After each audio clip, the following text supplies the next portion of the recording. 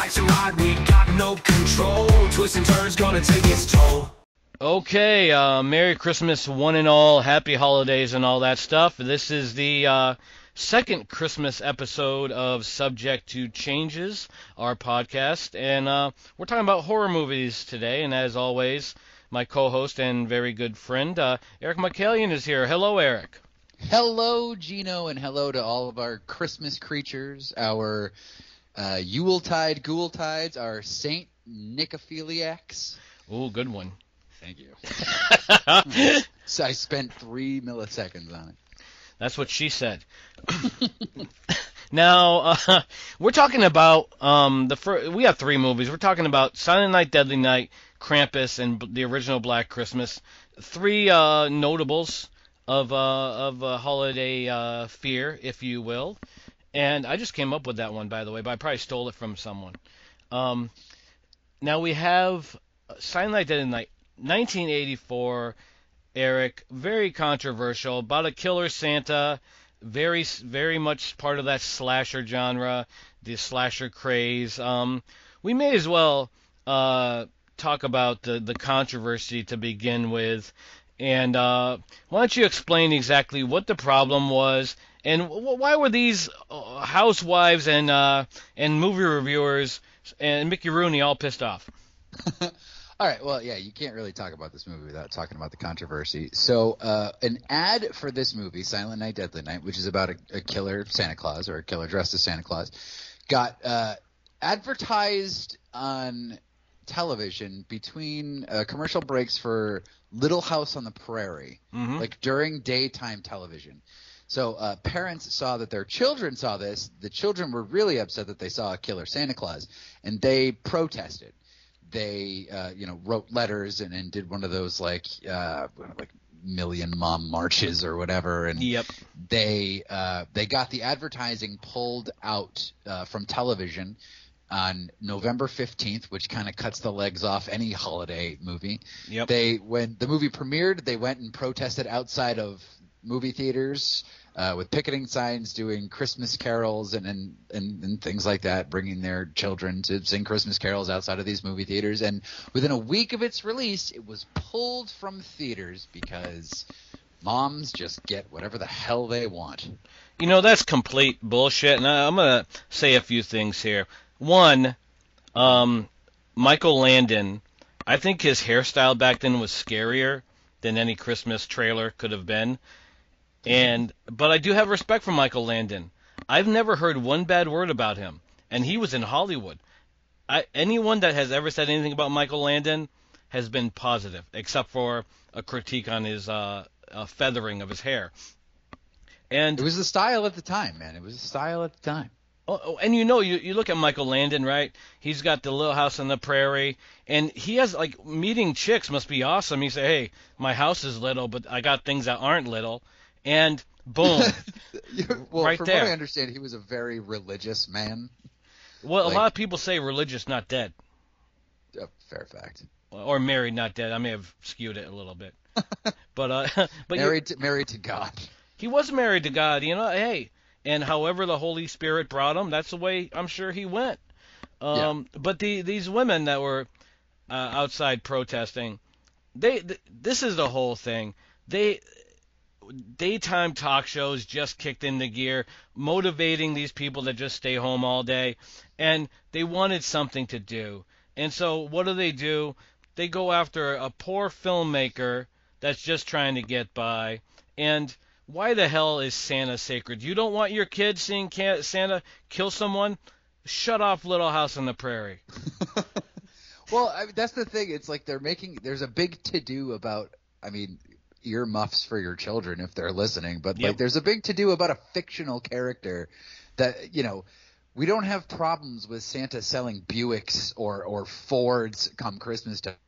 Yep. But apparently we can't have a killer Santa Claus, which if they saw the movie, they would know that Billy is not Santa. Yes, absolutely. And you're right, because Santa Claus, he pushes used cars, he pushes Coca-Cola. He's everywhere, and because he's in this one movie, and realistically, it glorifies Santa. it says that that's not, like you said, Billy is not the real Santa. He's got the wrong perspective because he hung out with the wrong Santa before. Yeah. You hate to see the influence of one Santa leading to the downfall of another, you know? Well, you gotta admit, every person at one point or another has sat in the wrong lap. I mean, it's possible. I don't really want to know if they did background checks on those mall Santas, but I'm going to assume they did, and that my childhood was a safe, happy fairy tale. I'm gonna let you know, just from my own, just my own opinion. You take it or leave it. That they did not run background checks because they're paying these guys minimum wage. They work part time, and a background check's $300. They're not gonna waste $300. They're just gonna say, hey, put one of those padlocks on the Santa belt and hope for the best. Oh man, if they had $300, they could have made 3 Silent Night Deadly Nights. Oh, don't dismiss this classic. Oh yeah. Okay, so You want to take us through okay. this amazing masterpiece. Billy and his young brother and parents are on the road, and there's a Santa that just held up a convenience store for $31 and shoots the clerk twice in the chest, once in the head. And that clerk, his tongue came right out when he died, which might be some reflex thing. I don't know. I don't know much about it. And then he pretends to be broken down, and the family pulls over, and this guy who's a criminal, dressed like Santa, kills the mother, kills the father, and the kids see it. And for the longest time, Eric, I thought he raped the mother, but I don't think he does. Does he? No. There's a lot of attempted assault in this movie, but nothing really. Yeah, so I thought that, and I wasn't sure though. Maybe I was missing, a clip or something. But so now you have Billy, who's living in a orphanage with like a Christian orphanage with Mother Superior, and Mother Superior is very strict, and she thinks that past trauma you gotta head into it, fucking face first, and fucking beat it. That shit can be defeated if you just face it head on, and her approach does not work that well with him, does it, Eric? No, exposure therapy doesn't really work on children most of the time.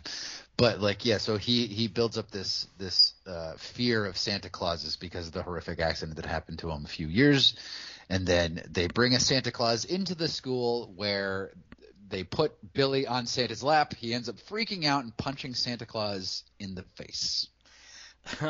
I have to say that one of the, we kind of went beyond it, but one of the best scenes in horror film history has to be when young Billy goes to talk to his grandfather, and the grandfather is like in this what would you call it, like comatose sort of. Yeah, he's vegetative, or it seems he's vegetative in the beginning. Yeah, but it's all a trick. I mean, I'm not sure what his game is. Maybe he's just fucking with the nurses there. But when he takes young Billy aside to talk about Santa Claus, it's so fantastic.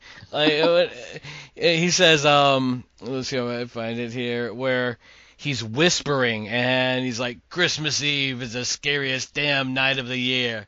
And then he says, all the naughty ones he punishes. What about you, boy? You been good all year? He's like, you see Santa, you run for your life. And I'm like, that is, I rewound it like a million times because I couldn't stop laughing. I forgot how great it was.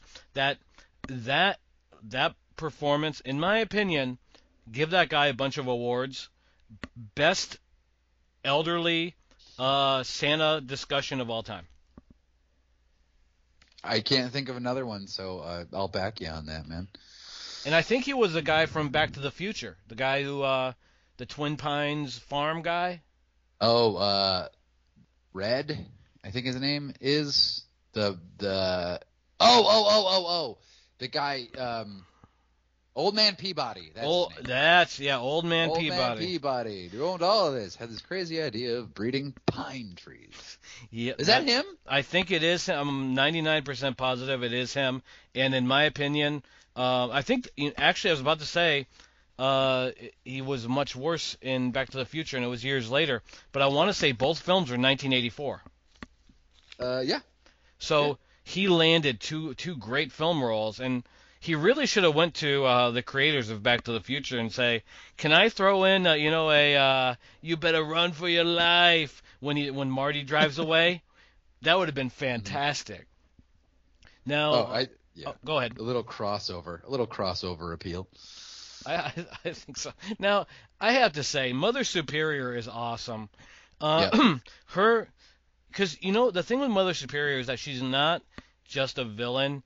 She actually has motivations that are good, and I like characters like that do basically the wrong thing, but they believe that they're doing a good thing. What do you think? Yeah, she definitely had like a soft heart for the children, and she cared very much about the children. And she thought that she was that old stern, just just get the fuck over it kind of thing. Yep. But this was not the approach to take with someone who has like post-traumatic stress, and she wound up doing a lot of harm. She winds up punishing him a lot for coming out of his room when he's not supposed to, even though another nun said he could. Watching two people randomly having sex at the orphanage? Yeah. Unclear who those people were. Were they also orphans? I don't think so. I want to think they're either employees, maybe custodial, or maybe they snuck over from Camp Crystal Lake. Oh yeah, that would make all the sense in the world. Yeah, absolutely. You know what I liked when Billy gets older and he gets a job at that toy store. One, I love seeing all the old toys, because that's when they made toys the right way. And before those 400-pound guys that collect them and sell them on eBay came along and jacked up all the prices, these were the good old days. But I love the montage and that song that they had, the Sweet Little Baby song. Did you like that song? I failed to remember it, and I saw it the other day. Like I can't. How does it go? Sing it. Hum a few bars. Oh my God, I would have to listen to it again, but I wrote it down in my notes that what a great song "Sweet Little Baby" is. But there's a montage where Billy's drinking milk and getting along with everybody, and but then he has like that fantasy with that the girl he works with. I want to say Pam, and I was surprised. You want to talk about PTSD? I was surprised at how hairy Billy was. Were you? That's what they cut to him like in a dream sequence, and they just show right to his hairy ass crack. Yes. Oh wow. I was like, that was jarring. It was jarring, and it really I have a 62-inch or 63-inch TV. That was a lot of man ass thrown at me with a lot of hair, and I was like, sweet little baby, my ass. I mean, I think with a TV that big, you might be qualified to do a colonoscopy. Now, another song, "The Warm Side of the Door." Did you like that one? It was another. I don't remember any of the music in this movie for some reason. Oh my God! Well, I've been writing a lot of songs through the AI program, and so I have an appreciation for them.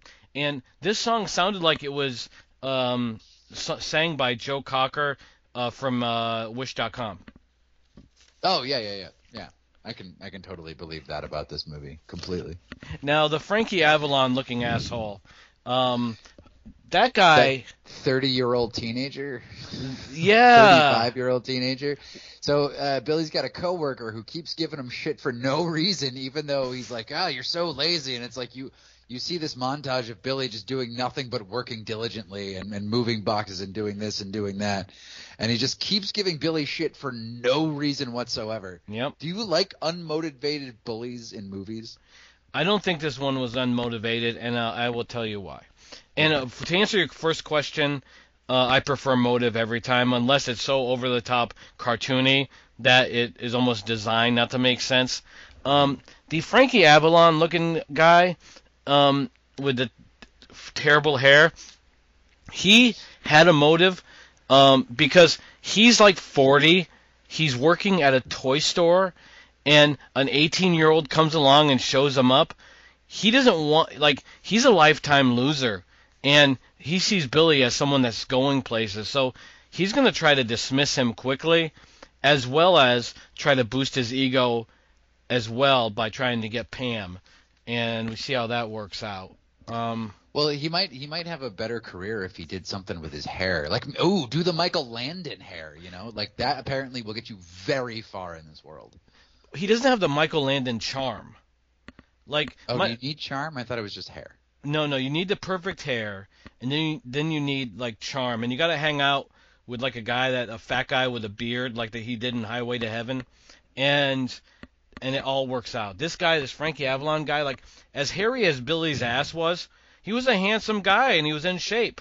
I would just say, hey, shave yourself from asshole to appetite, and you'll be all set.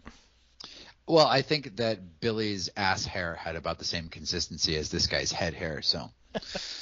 Well, and I agree. So they ask Billy after a Santa Claus doesn't show up to the toy store. They ask him to be Santa Claus. Yes. Not knowing his history, not knowing his past, Billy doesn't say anything about that. He puts on the costume and sits there and tells this little girl to shut the fuck up or whatever. Yes. And she does, and they're just like, he's so great with children. I love that scene when he's like, "You're being naughty. Stop kicking. I don't bring toys on naughty children." And you know what? It's called tough love. If the kid's being a little shit, they don't deserve any gift. So I think he maybe he was onto something, but just went about it the wrong way. Fair enough. Now we're go ahead. So Billy Billy does this until the end of Christmas Eve, where they all throw a work party, which I know you love. Oh, I can't get enough. Everybody starts getting blitzed, and can we blame what happens next on Billy's drinking? Because he gets so drunk, and the store owner says, like, I'm going to get you so drunk, you're not going to tell the difference between yourself and the real Santa Claus. I think there's something to be said for that, but I also this is one of the scenes that I really like. I think, and I'm confused at the same time, when Andy, who's the Frankie Avalon guy, tricks Pamela to go back for some gift, and he tries to sexually assault her, rips her shirt, he's going to rape her, and then Billy jumps in, because Billy, despite what he does in this film, I think at his core there's a good side of him where he's trying to do the right thing, and he wants to stop this scumbag from hurting her. So he wraps the Christmas lights around his neck, and he shows like superhuman strength by like guillotining him, hanging him in the sky. And Pam starts saying, "You're crazy, you bastard, you're crazy." And that kind of sets him off. So maybe the drinking was something, but I think Pamela, spitting in his face after he saved her. Because can you think of any other woman that would have yelled at the guy who stops the rapist? It was insane. Well, I think her reaction was more to like him murdering the guy and hanging him by Christmas lights. So I mean, is it an overreaction? Probably not. I mean, he could have just stopped him, but he decided he had to murder him by, again, hanging him with Christmas lights. And she lambasts Billy for his actions. And then what happens? Well, he kills Pam, and now the fuse has been lit. Killer Santa is on the loose, and the thing I love about Billy as Killer Santa is that he says something before every kill, either naughty or punish. And Mhm. I fucking love that. It doesn't happen enough. When he goes, the woman who was making out with the guy on the pool table. One, I found it odd that she came out of the house topless for the cat. What do you think? Well, given who that actress is, it doesn't surprise me one bit whatsoever. Oh yeah, what's her name? Linnea Quigley, Quigley. She was in Night of the Demons. Night of Demons and Return of the Living Dead. Yeah, and she was proud of her body. And this is a whole thing where people say, "Oh, it's exploitation." If someone is beautiful or gets himself in incredible shape and shows it off, I applaud them. I don't consider it exploitation outside of a movie like I Spit on Your Grave. I consider it just like enjoying the human body and the human body that exists there, saying, "Hey, they think I'm kind of hot." Ain't nothing wrong with that. Yeah, if you're taking the body positive way into it, sure. I mean, if there's no exploitation or whatever going on behind the scenes, then yeah, I'm all for it. Well, I was thinking back to a story about Evander Holyfield, and he was walking on the beach in a Speedo, and he had mentioned that he was approached by a bunch of women that were just saying how beautiful his body was and how half of, like, part of him was like, hey, I'm Christian, I shouldn't enjoy this, but part of him was like, hey, I worked for this body, I should enjoy it. And he's right there. She's correct here to be topless. God bless him. If you worked for a good body or you're blessed with one and you want to show it, damn it, show it, enjoy it, because there's a lot of porkers out there. You're unique. Enjoy it. Don't you think? I mean, I would say anybody of any body type can just go out and show whatever they want. Like that's my philosophy on it. Even a guy that's got that disease where he's got warts all over his body. Yeah, sure, why not? All right, he deserves to feel the sea breeze on his junk as well, just as much as anybody else, Geno. I won't fight you there, but I will say this. You can have him, send her over, and send Holyfield too. Everyone has a right to be happy. Everyone should try to do whatever it is that makes them happy. People have different tastes. Some guys might look at that wart guy and say, "Hey, I'm gonna go pleasure myself to that." And you know what I say to that? God bless the USA. By the way, did you recognize Linnea Quigley's boyfriend there? No, I did not. No, you know this guy. You know him well. Oh no, because I was trying to focus on the writing of the scene. Yeah, of course. Yes. The lines of the scene. Yes. So Linnea Quigley gets impaled on deer antlers on the antlers of a stuffed deer head. Yep. Her boyfriend, who is, you know him from a '90s movie. You know him from the 6th part of a very famous very famous horror franchise, which is Halloween, which I just said. Really? Yes, he is the shock jock DJ in Halloween 6. Oh shit! I The did Curse not. of Michael Myers. Yes.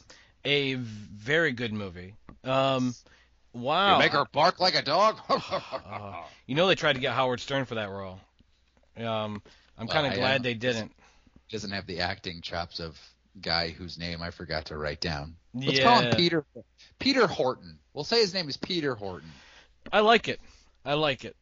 So he's on a killing. Billy's on a killing spree, and they have those two bullies on the hill in the sledding scene, Mm-hmm. and no one. You see, this is what slasher films did right, where the people you want to see get theirs, they would address it. So everyone has been bullied at one point in their life, and especially horror fans. Because we're different. Yes. And so when you sit down and you see these bullies push these kids around, and then they slide down, and one of them gets their head cut off, while Billy says, naughty. It's fucking priceless. I loved it. And this is like, again, back to Siskel and Ebert, that pig, that and I don't like insulting people, but that pissed me off when I watched that clip you sent me. Um, the fact that they don't get it at all says everything to me. When you look at Siskel and Ebert, don't they look like a couple of pampered pricks? Like they were just taking care of their whole lives, never had to fight for anything. Don't you get that vibe? I get that off of Ebert. I don't really get that off of Siskel. That to me, they're too hoity-toity, like, oh, besmirch myself by watching a slasher film. They said something very similar about it was Friday the 13th Part 4. They go on this long rant about the people who enjoy these movies and the people who make these movies, and they're just like, that's all you're getting. You're like, it doesn't matter if you have a girlfriend or boyfriend, you're gonna get stabbed. That's what this movie's talking about. And it's like, yeah, it's almost like it's just entertainment there, guys. Why don't you take it down a peg? All right, calm down. They trashed Shocker. They trashed No Holds Barred. They don't know what a good movie is. I know Ebert. I'm not sure what movie it was, but he made a movie that bombed. And he made one movie. He learned the hard way that making film isn't for everyone. So go sit back in the concession stand, you slob. We don't want your opinion. We know what a good film is. We don't need to be led by you guys. And I found it very offensive. Shame on you. Shame on you. I'd like to run their internet history. Let's see what they're looking at. Shame on them. F them. I mean, I think they're both dead, aren't they? So their internet history is probably well cleared by now. You know, I don't know if it's a Mandela effect, but like Ebert dies every 5 years. So I'm not sure if he's dead. He might be alive again. We'll have to check on what current dimension we're in. But all right, we'll put our ace reporters on it. Yeah, but F him. But, you know, he did lose weight over the years, but I think it was whatever he had going on medically, because his face, like, melted. Weird. I think he had some form of cancer. He had, like, prostate cancer or something like that. That melts your face? I don't know. We need to have a call-in so a doctor can call in and educate me. And maybe yeah, it's the only way to do it now. You know, there's no other way of researching or, you know, looking things up. We gotta get doctors to call in. For the record, now we'll stand on it does until proven wrong. I've never heard anyone say it didn't do that. So the cops start getting on the case now, and they are on the lookout for any Santa Clauses on Christmas Eve. Yes. And they find one guy who's breaking into a house, but it winds up being a guy breaking into his own house to surprise his daughter, which, I mean, I don't know, like, he's creepily, like, hanging over her bed after climbing up a ladder into her window. Like, I feel like he could have just come in the front door and she wouldn't have been none the wiser. But the cops come in ready to kill with impunity.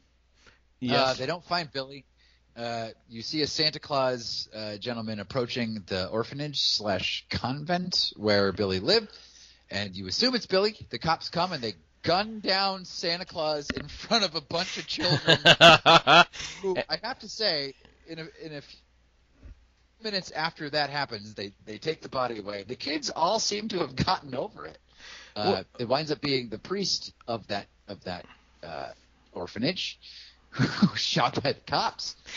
Yeah, he's deaf too. Yeah, and he's deaf. So Billy finally shows up. He busts in the front door. He's about to kill Mother Superior when the cops finally gun down the right Santa Claus without identifying him as a suspect, I guess. Well, you know, he had the axe, and he did kill that one cop that went to the basement to look for him, and he came back up, and before he died, all he heard was, "Punish!" I think that the cops knew he was there. They saw him standing there with the bloody axe, and also Mother Superior, her face of complete fear probably told the story to the cops, which I thought that was such a cool scene. And the younger brother, who would go on to his own movie, when he sees his brother killed, he looks down at the bloody axe and then up at Mother Superior to say naughty. Loved it. Naughty. Loved it. What Fade a to black. Fade to Black. What a movie. And I didn't mention this in the beginning, and I should have. The intro to this movie, where it starts with Christmas songs, and then the blood hits the screen, and it turns into like this drone. Great intro. This is 80s slasher goodness across the board. And what do you think about this one? Naughty or nice?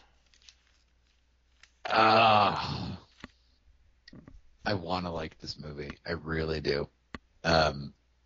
But I watched it again. I watched it maybe like 12 years ago for the first time.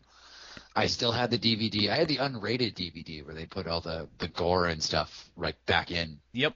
But I couldn't get into it, man. I was really trying because I remember really liking this movie, but then as I'm watching it again, I'm like, there's just so much padding to this film. Like if you took out flashbacks and you took out dream sequences and you took out just like random shots of Christmas toys, it's like this movie would be 20 minutes long. Mm-hmm. And I was just like, for fuck's sake, like, come on, man. and the acting's not good enough to sort of carry that, you know? Yep. I do enjoy the camp. I liked the owner. He's a like right old character actor. Like yep. He was in like The Great Outdoors and like Last Starfighter. Oh, that's right. He was. Yep. And I liked him, but like the rest of them, it just seemed like these people were like plucked off the street and put in a movie, and they had no idea what they were doing. Mm-hmm. But I couldn't get into it this time. I like the premise. I like the whole thing. I like the sort of the when they make the comparison of like sex and punishment. Yeah. Like that's so cliche slasher film. It's like it's doing that's all the subtext for every slasher film. Sure. And it didn't equal the sum of its parts. And I keep getting the stuff that happens in this movie confused with what happens in the next movie. So I was like, wait, when does he kill the guy with the umbrella? Oh, I love that scene. Yep. Like when does he set the guy's like face on fire with jumper cables? And then I was like, fuck no, that's the second movie. Yep. But yeah, it's like you're flashing back a lot. You're getting a lot of just like random nonsense. And I wanted to like it, man. I really did. So you would say naughty? I would say naughty, and not in a good way. Okay. And too much hairy ass crack. The hairy ass crack was the one thing that I would say was very naughty. But I could have decorated it at least. Shave that shit. Come on, wax it. Nice in a big way. I found myself laughing my ass off this entire movie. I found part of it, like, I'm a little older than you, so I was like 10 years old when this film came out, and so all the toys in a toy store are the toys I wanted when I was a kid, and there was nostalgia there. And then when you add in the 80s slasher, the absurdity, one of my favorite things in film is when people say something before they kill someone. I love it in action films like Murphy's Law with Bronson, where he says, "Don't fuck with Jack Murphy," and shoots the guy when he could have just shot him first. And I love this, where he's saying naughty, and especially that kill where the cop is coming up the stairs, where they kind of tease where he's coming from a few times, and then finally when he makes it up the stairs, you hear punish, and he gets the axe to the chest. Loved it. Loved the ending. Loved the fact that they shot the deaf cop, and they mentioned twice that he was deaf, just in case you missed it the first time. The priest? Yeah, I'm sorry. Yeah, Father O'Brien. Hilarious movie. The grandfather alone is worth the price of admission. When that one thing when he just says, "You see Santa, you better run for your life, boy." I fucking love it, and you wonder exactly what that poor old guy went through at Christmas. Nice all the way. Nice as high as I can go. Love the movie. A winner through and through. And that brings us Fair to the Well, two. hold on. There's a little bit of trivia. Oh. The guy who directed it, Charles E. Sawyer Jr., Mhm. who also directed Snowballing and the Annihilators. Do you know what he produced? I do not. Life and Times of Grizzly fucking Adams. Oh my God, there's a connection here. God, I'm so he keeps coming back in my fucking life. I'm sorry I made that comparison. That's the universe telling you you owe Grizzly Adams an apology. Grizzly Adams. I'll give him a kilo of cocaine when next I see him. That's another low blow, and I hope in your next life you come face to face with him, and then we'll see how tough you are with those Grizzly Adams shots. See, all I have to worry about is Roger Ebert trying to fight me in the next life. I had no concerns with that fucking fuck. But it goes to show you that when you make a big fuss about a silly little movie like Silent Night, Deadly Night, this movie made a huge profit. It was $1 million. It made $2.49 million at the box office, mostly because of the fuss that all of those PTA moms kicked up about it. So, Fuck you. Yeah, fuck you, PTA moms. And it's kind of like Scrooge, right? When the old woman died and Bill Murray's like, oh, you can't buy this kind of publicity. Wonderful stuff. And you're so right. The more people say, don't watch it, you do. And that kind of reminds me of, do you remember the Marked for Death series? Or Mark of the Devil series that was at the video stores, banned in 48 countries, and it was complete shit. But people rented it because they're like, why was it banned? And it was banned because probably it was so bad. But Krampus. Yeah, they don't mention that. They don't. Krampus. 2015. It was released. It's warmly received by a lot of people, by the majority, I would say. It came out during a time when the horror films, which are, we have not survived since the slasher went away. The horror film genre hit and miss, mostly miss, and Krampus was seen as a breath of fresh air. What do you think of Krampus, and why do you think it's so warmly received? Yeah, so the guy who directed it, Michael Dougherty, who also did Trick or Treat, that cool little holiday anthology, and Godzilla, King of the Monsters. This guy really knows how to put together a good, solid horror film. Because I haven't seen this movie since it came out. Yep.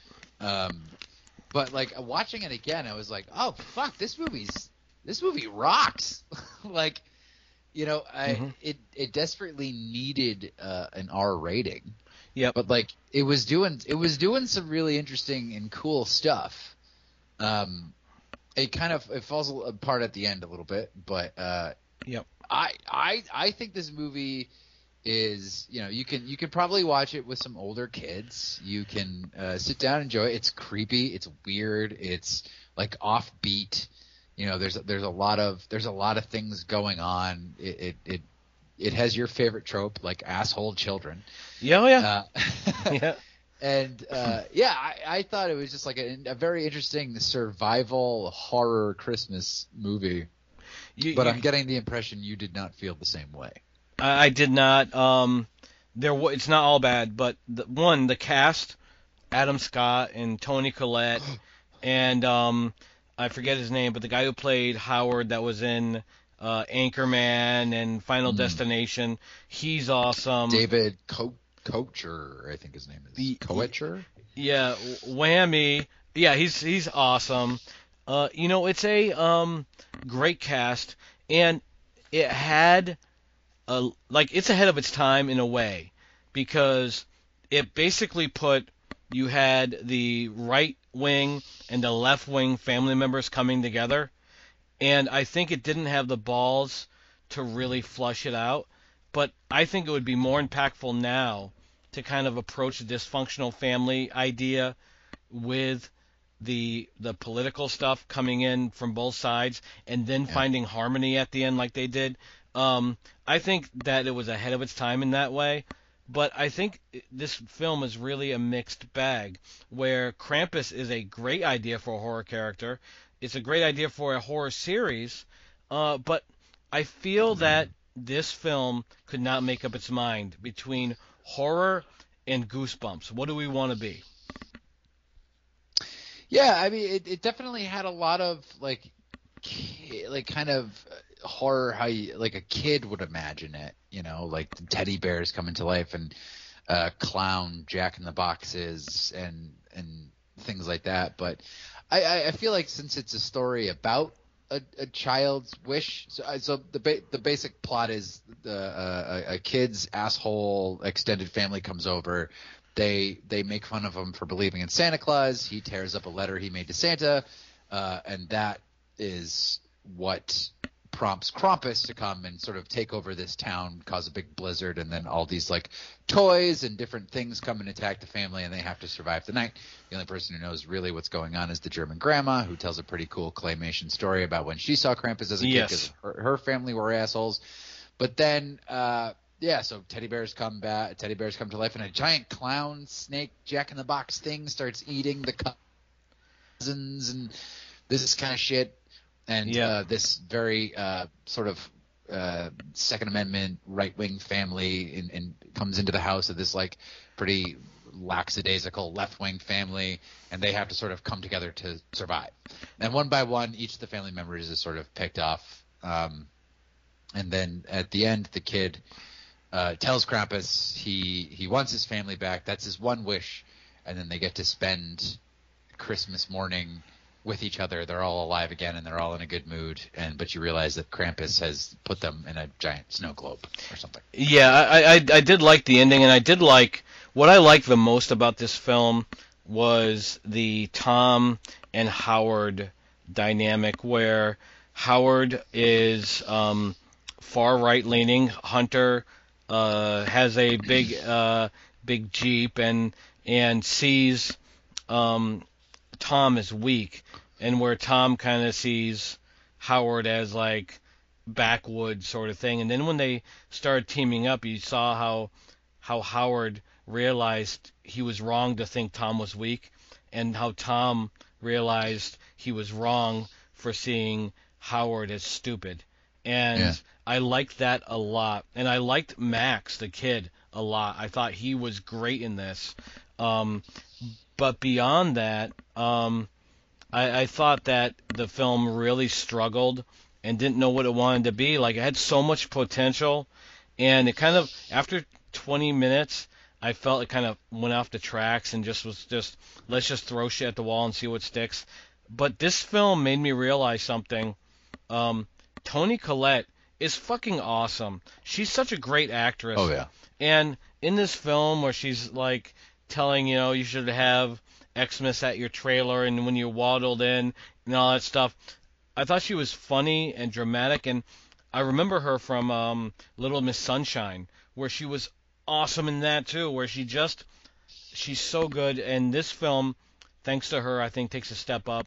I'm a fan of Adam Scott. He was good in this as a sensitive dad, and it had so much potential. Krampus, when you didn't see him, when you only saw his horns and saw him flying around, was cool.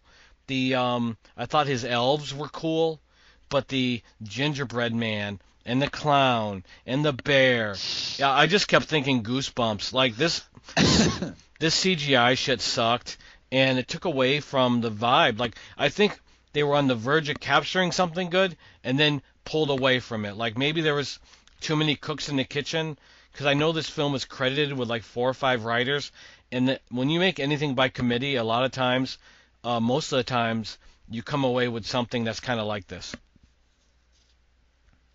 Yeah, I can see why you think that. But for me, yeah, Toni Collette is just like one of the best working actors today. She's one of my favorite actors. Her role in Hereditary, Awesome. like I don't know why she wasn't nominated for an Oscar for that. It was like so intense, and you could tell how exhausting it was, and she just nailed it. But she also knows how to do really good comedy, and she knows how to like sort of fluctuate back and forth. She was amazing in this, and I thought the whole cast was great. My only issue was I didn't mind the CGI actually. I thought the gingerbread thing was kind of funny. Uh-huh. The fishing for the kid down the chimney with the gingerbread cookie I thought was funny. Yep. And just like the way these kids were getting systematically killed off. Mm-hmm. But for me, the only time it really sort of fell off was at the end when like people just first like started getting dragged underground as they were making their way to the car. Yeah, it seemed rushed. It seemed very rushed, and I was like, you have all these great, like you have a killer teddy bear, and you have a killer clown thing, and you got like something climbing around in the vents, and it's like you go that way, just like they got eaten by like a snow tremor or something. Yep. And yeah, then it just like the ending was just like, whoa, Jesus Christ. So it kind of makes me feel like there was a lot maybe edited out of this movie that we didn't get to see, maybe because of like they were going for a PG-13 rating, but. Yeah, the ending seemed very rushed. But other than that, I thought this movie, like this movie was great. I might start watching it every year now. Well, there was moments of greatness. I thought like they followed up one of the best lines of the film with one of the worst lines of the film. Okay. Like when Linda is told, it's time for the truth, and she says, "Truth, which version of it?" I'm like, that is a great line. And then it goes to Howard saying, "You believe this? You believe in this horse shit?" After he just saw so many unbelievable things happen, he's now questioning other people that are validating what he's already seen. And I'm like, that's kind of fucked up. And the clown didn't make any sense. The a bunch of different characters. Aunt Dorothy was shit. I really liked her. It got way too silly for me. I mean, I think if this was just a silly film, I could have lived with it. Throw Ernest in there or something. But when it was a film that was like basically diving into horror and then took a sharp right in the comedy, like horror films like Scream that understood how to balance it and make it all work. They just got it. Where this film, I wasn't a fan of Trick or Treat either, by the way. As far as lighting goes, as far as the cast goes, as far as the cinematography goes, bravo. But as far as the writing and the pacing and the structure of the story, I was not a fan of this one. There were moments where I got into it, especially in the second half, or I should say the second third of the film, where I thought they kind of found their footing. But there were so many different ways they could have brought this film in a better way with what they had to work with. And as far as the snow globe goes, it made me think of End of Days, when the devil offers Arnie, "I'll give you your family back."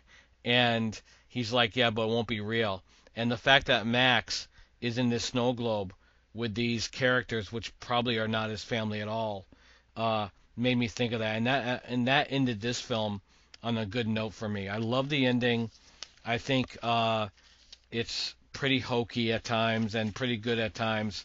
But I will say, I wasn't the biggest fan. So, may as well go right into it, I suppose. I already know what your answer is. Is it naughty or nice? Yeah.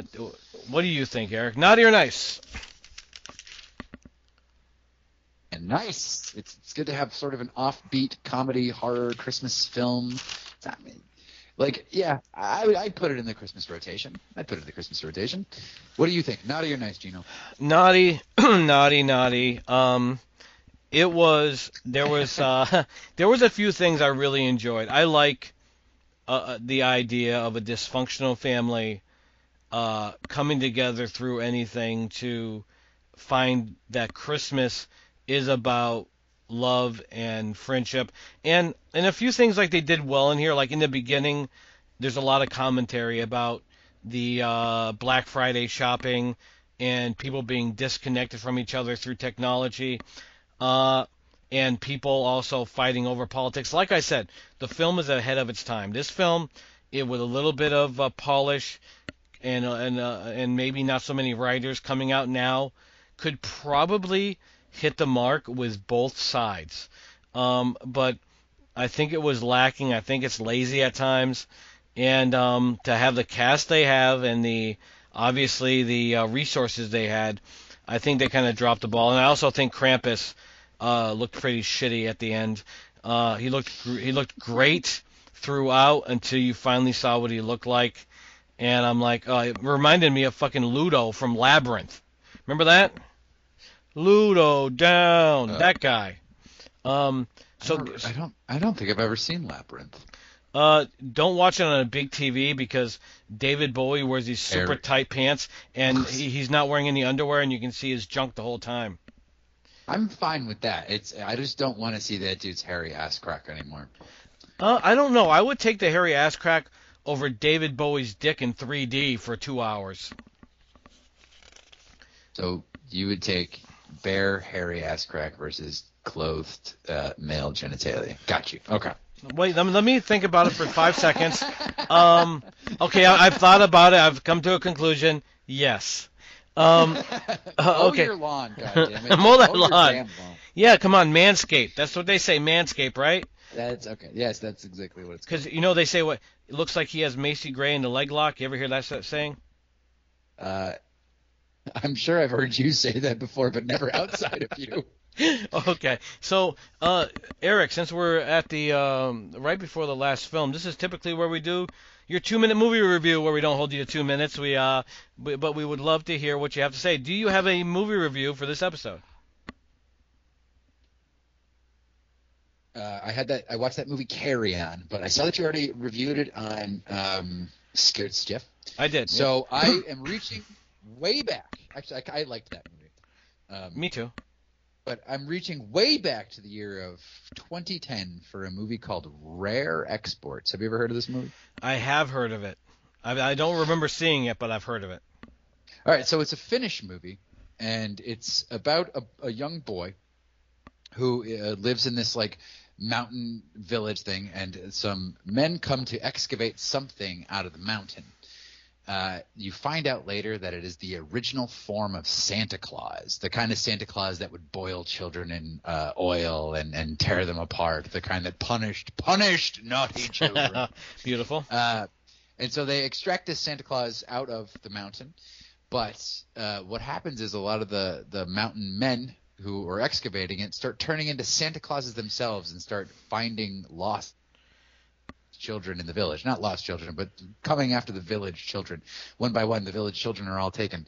And they find the giant Santa Claus that was taken on the mountain being defrosted in a warehouse. And so they grab one of the smaller Santa Clauses and hold him hostage to extract information, but he's not speaking. So they have to wrangle all these old naked Santas and find out what's really going on. I'm not gonna get into it, but this movie isn't so much a horror film, but it's more of a child fantasy kind of movie with horror elements. It was directed by Jalmari Hellander and starring a bunch of people I can't pronounce their names, but they're all Finnish. They're all wonderful. It's a heartfelt story about a boy and his father connecting. Highly recommended. I believe it's on either Amazon Prime or Shudder. Mm-hmm. So I would give it a watch. This movie rules, and put it in with your holiday stocking as something you can enjoy for the Christmas season. Awesome. I will check it out. And speaking of the holiday season, we always want to give a plug to a great Christmas movie called A Christmas Invitation, which is on Tubi currently, and I'm happy to report, Eric, that the numbers are good. People are adding this to their yearly watch and their tradition, so we thank everybody that enjoys the film, that's watching it for the first time or making it part of their yearly tradition. It's about a dysfunctional family that comes together and finds out what Christmas is truly about. So we recommend it highly. It's on Tubi. It's on Amazon. It's on Pluto. Give it a go. It's on the Roku channel. It's on the Roku channel, and it's really it's really good. So give it a shot. And now that brings us to maybe the best Christmas horror film of all time, and arguably one of the best horror films of all time, the 1974 Black Christmas. Eric, what do you think? Why is this a slow burn film that kind of started out on the off the radar, but found its way into many people's top 10 list for best horror films? Well, it is certainly one of the most Canadian horror films I've ever heard. So yeah, this movie was made in 1974 by the amazing Bob Clark, who never gets brought up. He never gets brought up when talking about great directors. Great guy, great director. Children Shouldn't Play with Dead Things, one of the best films of all time. Children Shouldn't Play with Dead Things. Is it Death Dream? Yeah, another good one. He did Porky's. He did A Christmas Story, and Baby Geniuses, if I remember correctly. He was having a bad run. It's fine. This guy is a brilliant director, and he takes this film and what would now be considered a pretty generic plot, and he fills it with amazing characters. He fills it with incredible atmosphere. Yes, and like moody lighting, great camera work, and this wonderful house that is it just feels so inhabited and lived in, but also at the same time creepy and spooky and gothic, and scary, and just knows how to milk tension to the very last drop, because he's not they're not in it for the kills, they're not in it for blood, they're in it for the suspense. We'll run through the movie a little bit and then talk a little bit more about it. But what do you think? What do you think makes Black Christmas, as you described it, one of the best horror films of all time? You nailed it when you said atmosphere, and also the killer you never see, but you see from his perspective, and that made it creepy. But Bob Clark, the approach to this film was simple but genius at the same time. The cast was amazing. The characters were amazing. The phone calls are still fucking so creepy, and it puts real drama in there too. There's so many moving parts of this film. This is not a slasher film. This is a dramatic suspense film with some slasher elements, and it stands alone.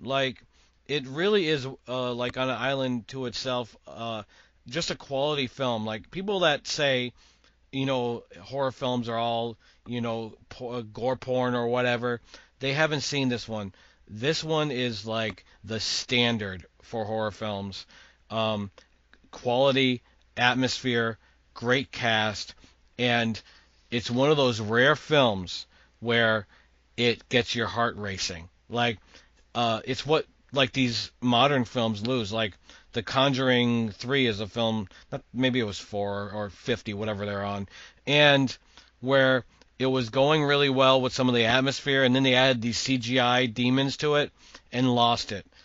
The people making films now should watch this film and see how it's done. They didn't need any bells and whistles. They just need to understand how people tick, and I think that's why this film is great. Bob Clark understands what scares people and implemented it here. So just to go through it really quickly, this is directed by Bob Clark. It was written by Roy Moore. It's about women in a sorority that are getting obscene phone calls from somebody. They don't know who, and then slowly, one by one, the girls start going missing. And it all comes to an amazing climax. I mean, we're going to have to spoil it because, we have to talk about the end of this movie. Yep. But yeah, so you find out that the calls are coming from inside the house and that the killer is in the attic, and it is Oh my God, this movie! It still creeps me. Like I forgot to take notes for a while because I mean I've seen this movie 1,000 times, but every time I watch it, it's like I just get sucked into it. Yep. And like what really works is like all these characters feel very fleshed out. You know, like there's a lot of sorority girls in the movie, but they all have different they all have different lives. They all have like boyfriends or like disappointed mothers, and Margot Kidder plays an amazing sort of like drunk, sad college girl who just like is like a train wreck of a person. I loved her character. Oh, she's amazing. She'll be sitting in a room with a father of a girl who's gone missing, and they're looking for her, and she goes in this whole monologue about watching turtles fuck for 3 days. I also liked that there was a point where she had him in the room and she's giving booze to a 10-year-old boy, and she goes, "The little bugger is schnockered, son of a bitch," and the guy, Mr. Harrison, was so offended. It was so funny. And Margot Kidder, as much as I, sometimes say, I wasn't a big fan of her in Superman. I thought she was too over the top. Here, her overacting really works. I love that character. Probably the highlight of the film for actors in this film. Really, because I thought the way she played off of Olivia Hussey's Jess was just like these two amazing opposing forces. Because Jess is already, like, from the beginning of the movie is sort of on edge, and Olivia Hussey gives it the old theater, like the fucking theatrical performance. Because when she first answers the phone, she just starts screaming into it, like, hello, who is this? Like, she does it over and over. I know. She goes into these phone calls not knowing who's on the other end of the line, just screaming. And like her like sort of like always on edge because Jess she's pregnant and she's gonna have an abortion. Yeah. And like so she's sort of got her own personal tension going on, and you got Margot Kidder over here who's just like she's disappointing her mother who's abandoning her for Christmas, and she's drinking and just like feeling all sorry for herself. You got the other sort of like fun worrywart characters. Yeah. But I think I forget the woman who plays the den mother.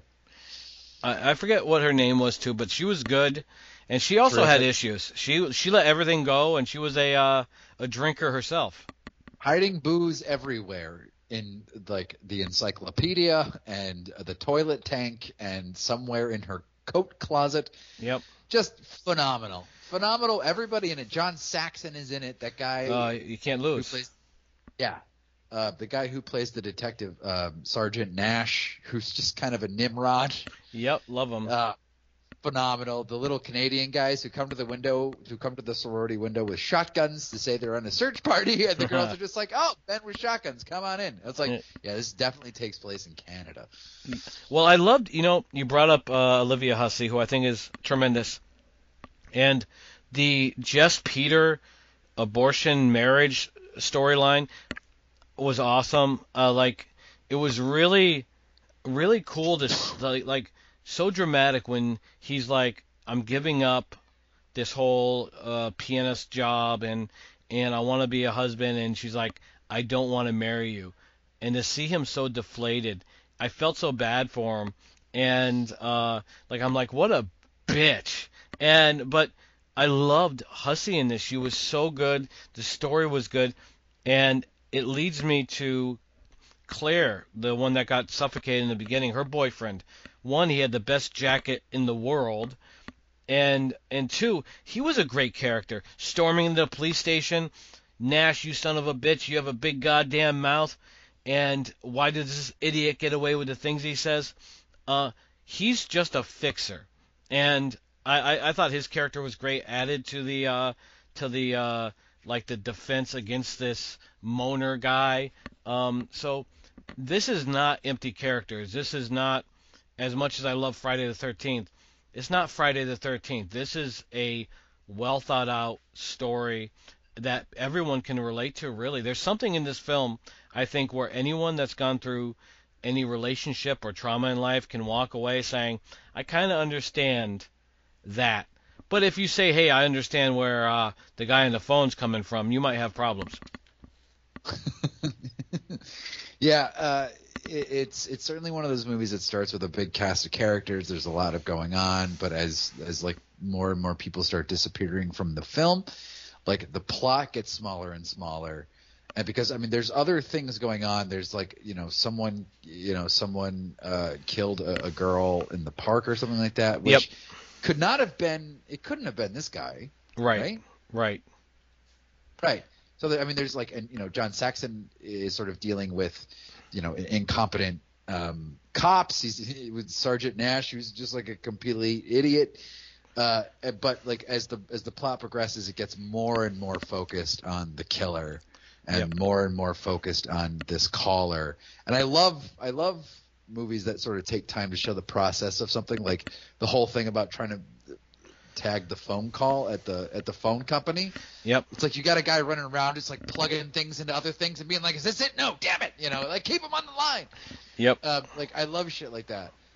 And the movie doesn't really, the movie does sort of take time to give you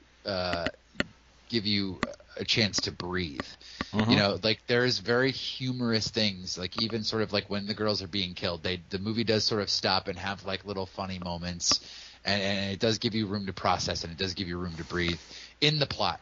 And I always appreciated that about this film, because the cops probably are, cops aren't like SVU officers where all they think about is the case. It's like, no, they're like joking around in the office, and they're just kind of like goofing off. Yep.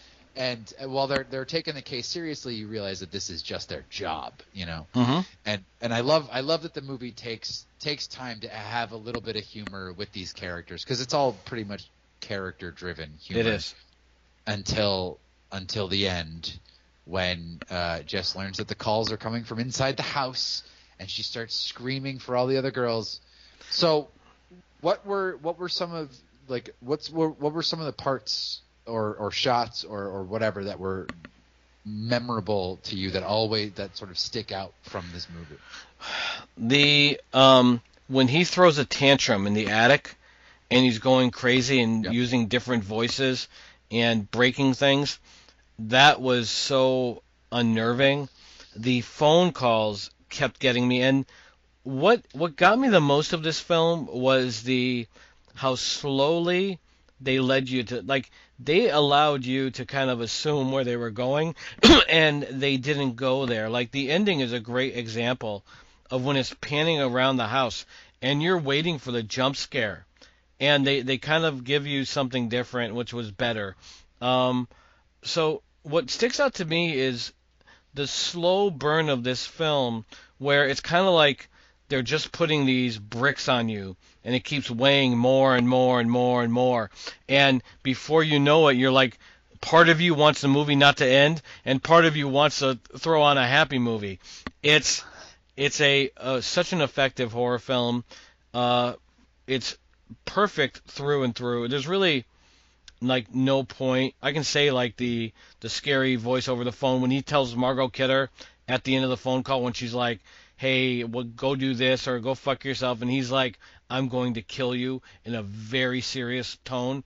Very impactful. And then all this stuff about Agnes and Billy, which we would find out more about in that long-awaited remake, terrible stuff. But this film, as is a perfect film. It definitely captures the holiday spirit. And also, I think people can sit back and say, I know someone like Margot Kidder, and I know someone like Olivia Hussey, and I know, and like each character, they're guys, they're people you know. So yeah, so it was just the perfect film. Lots of fun, lots of scares. But that tantrum in the attic, that got me pretty good. Oh yeah, that's so creepy. And you see like based on how good this movie is. And granted, it certainly wasn't the first movie to sort of delve into this like serial killer thing. Like, I mean, there's the Italian giallo films like Blood and Black Lace and Bird with Crystal Plumage and stuff. Oh yeah. But you do see like how this movie like created so many other movies. Like you cannot tell me John Carpenter did not watch Black Christmas over and over and over before he made Halloween. It's obvious. There's too many similarities. Yep. And the thing that I love about this and the thing that I love about Halloween is just like that minimalism. Like it's all like, I think of that shot when like the guys on the phone and all the girls are just sort of surrounding the phone listening, and it's this guy going off on this weird sexual tangent and just like saying these like crazy obscene things. Yep. And the girls are just like, the camera's just panning across these girls' faces who are like, you know, caught between horrified, disgusted, and, you know, Margot Kidder is just like, not bad. Yeah, I love it. You know? And just like the sort of the way the camera just sort of pans across rooms and just sort of lingers here and there. There's like one scene I was thinking, I can't remember what, I think I wrote it down, but there's one scene where it's just like it's Phil and Barb are talking, and if you weren't looking for it, you wouldn't see it. But like you see the shadow on the back wall of the killer, who's just like at the top of the stairs or somewhere. Yep. And it's just like it's just on the back wall. He's always there. He's always listening. And yep. Like that, the whole thing about like, you know, coming in, talking to the girls, being like, Agnes, it's me, Billy. Don't tell him what we did, Agnes. You know, like, yeah, so creepy. And like one of the creepiest shots I can think of in any movie is when you see his eye in the doorway. Oh God, yeah. After he kills Phyllis, and Olivia Hussey cracks the door, and all you see is his one eye, and it's just like him going like, "Don't worry, Agnes, it's me, Billy," and you're just like, Jesus Christ! It's so impactful. It's and it is so scary. That scene at the end, it's like it brings you back to a time where you want to close your eyes, you know, because it's so slow and methodical. Where it's filmmaking at its best, where it's getting the reaction it wants to get because it's scaring you, and the music, the atmosphere, you know, and at times they use no music, which is equally impactful. Just an amazing film, and it was a great Christmas film. And like you said, John Carpenter definitely borrowed from this film because this could easily be a prequel to Halloween. It's pretty intense, and what a good film. So okay, so I guess we're at the end of our podcast here, and we shall end it with the three movies. I think I know your ranking, and you may know mine. If you're going to rank them in order of best to worst, how would you rank these three, Eric? Oh, Black Christmas ahead by like a country mile, and then Krampus, and unfortunately Silent Night, Deadly Night. While I recognize it as a classic and did enjoy some elements of it, did not equal the sum of its parts. Black Christmas wins hands down. It's really a mismatch. But Silent Night, Deadly Night comes in at in the second position. What a great film. And I want to mention something too before I go to obviously Krampus being my third. Fuck Mickey Rooney. Mickey Rooney, he ended up saying about Silent Night, Deadly Night that the people that made it should be run out of town and that they're scum and they've sullied the sacredness of Christmas. You want to talk about a guy that just was a slime ball. One, he was in a Silent Night, Deadly Night afterwards, but his kids they didn't even want his money. They wanted nothing to do with him, and so for him to come out and be this self-righteous prick, fuck Mickey Rooney, and fuck these pretentious filmmakers that went against it, because there is room for slasher films in film. It's amazing how they come. Like, I don't know why slasher films are so like frowned upon by these idiots, but they'll let films like Hot Dog the movie or Hamburger the movie get a much softer pass. So fuck Mickey Rooney, fuck Roger Ebert, and Krampus is third. There. There's a pretty big caveat at the end. It's like here's a giant parenthetical statement. Oh, and by the way, Krampus is last. I really have nothing bad to say about Krampus. There was so much potential there. I just think it was ahead of its time, and if they ironed out some of the kinks and did like a sequel today with the same sort of idea, they could bring it home. And that goes for really any horror film. If you can tap into this emotional thing that's going on politically, you could really not only have something popular for both sides, you might help in bridging the two sides, because a lot of times people don't talk, and people should talk. And so I take my hat off to Krampus in that way, that they had the balls to say, hey, at the family table, at family parties, we have people with different thoughts and different perspectives, and maybe we should not have assumptions. Let's talk. And so I give it credit there, but I still think it had a lot of bad things too. All right, fair enough. All right, so before we close the show, Eric, I know I'm throwing this at you. One other horror Christmas film that you would recommend. Let's say our viewer just watched these and wants one more. What's one more you would recommend? One more horror Christmas film. I've been watching a bunch of them, actually. I mean, I certainly wouldn't recommend any other Black Christmas movie whatsoever. If you're looking for just like a good time, you could probably say Santa's Sleigh with Bill Goldberg. Great movie. I mean, I don't want to offend any children by having a killer Santa Claus, after all. True that. There's also that pretty gimmicky Silent Night kind of soft remake of Silent Night, Deadly Night, which was, trashy and fun, and you could go for it. Yeah, you could do it, right? Yeah, I think so. And from me, as a last-minute gift to our viewers, although these are two movies that you probably have seen, but maybe didn't realize they were Christmas movies, I would say Gremlins and Child's Play. Both of them are lots of Christmas joy, lots of fun. The Gremlins doing Christmas carols, hilarious. So, yeah, those would be mine. So, in the end, Merry Christmas to everyone that's supporting us, enjoying the podcast, and listening to us. Merry Christmas to you, Eric, and Happy New Year to everyone. Happy New Year to everyone, and Geno, Merry Christmas, and Happy Holidays, my bro. Thank you, sir. Subject to changes, nothing stays the same. Life keeps spinning in this endless game. Grab your worries, throw them to the flame. Stay tuned and ride on the fame. From the mundane to